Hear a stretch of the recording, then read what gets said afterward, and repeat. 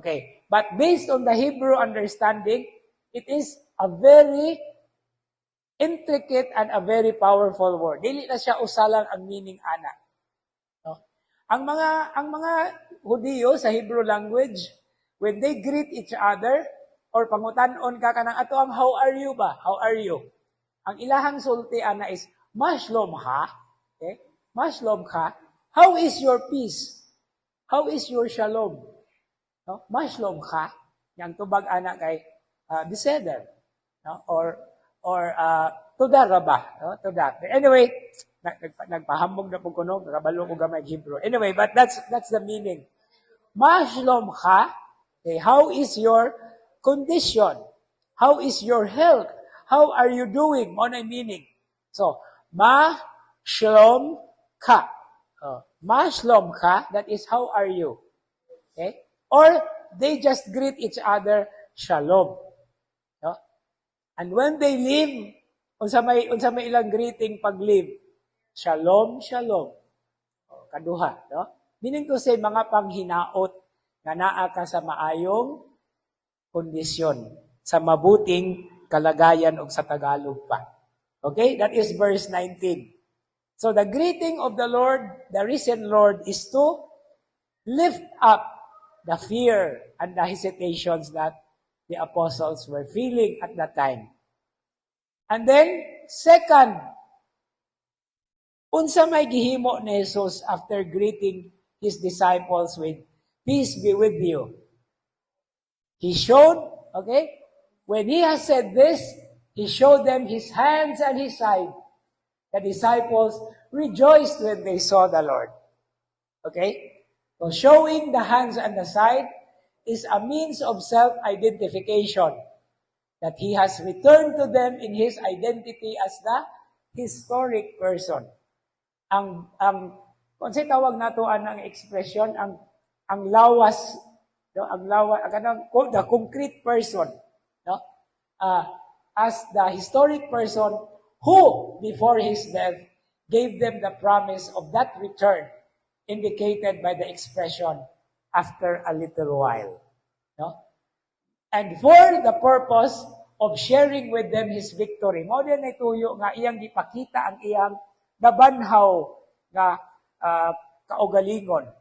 Ang iyang espiritu nga adunay lawas, pero dili nasama sa lawas nga tawhanon. Kaya ninglusot ragod bisag sirado ang portahan. But the purpose there is to share with them his victory, thus giving them a sign by which they will be allowed and to continue his work on earth as the secret of their power and the content of their message. So, ang pagpakita di ay sa Ginoong Jesus na nabanhaw, sikrito di ay ito na maoy tuburan sa ilang buluhaton. Kung sa man ang buluhaton, pagsangyaw sa mensahe. Dala ang kalinaw. Okay. So here is a clear indication that in rising from the dead, he did not return in his earthly corporeal existence. Kaya lusot, ragid siya sa purtahan. No? And that is a shocking, yes, but that is a miraculous event. So what was the response of the disciples? They rejoiced. Maura, no? This is the disciples' only reaction after having seen him. Okay? But this is not merely a comment in passing, but clearly a reflection of the fulfillment of joy that Jesus promised them, especially earlier in chapter 16, and also in 15 and 17, na adunay pagmaya, adunay kalipay, where he spoke of the joy of seeing one another again, in contrast with the sorrow of farewell. Nganuman, in chapter 15, 16, ug 17, sa Ebanghelyo ni San Juan, muman ni ang iyang farewell speech. And this is after or during the Last Supper. Namilin-bilin baya siya. Niingon siya nga, mapuno mo sa kaguol, kay biyaan ko kamo. Apan in a little while, I will return to you, and your hearts will be filled with joy. So this is now the fulfillment picture that Jesus showed and gave to His disciples. Mikalit ra siyang tungha, iya sila giingnan og kalinaw maanaa kaninyo. By the way, ang Cebuano di ay kalinaw, no? Pero dili ko ganahan anang kalinaw. Anaa pa'y mas lawom ana, kadait. Kanang kalinaw usahay, murag usahay ang mga pulis ba? I hope nga walay pulis diri, no? Ilan ang sunlogon nga officer of sa kalinaw kay moabot human naman. No? Moabot na human naman. Pero kanang kadait nindot kay na nga pulong because that is an active peace. No, kadait. O mura siya og nagiugmad ba, no? Okay. So that is the beautiful verse. And then verse 21 follows. And what is at the heart of verse 21? Okay. This is now again another expression of His peace. Okay?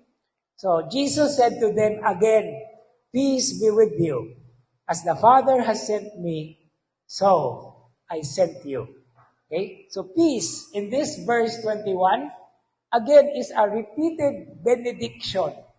Kung sa may benediction, good word, panalangin, and is given content and or reason by the joy of reunion, which in turn forms the transition of the three core statements found in verses 21, 22, and 23. And what are these three core statements?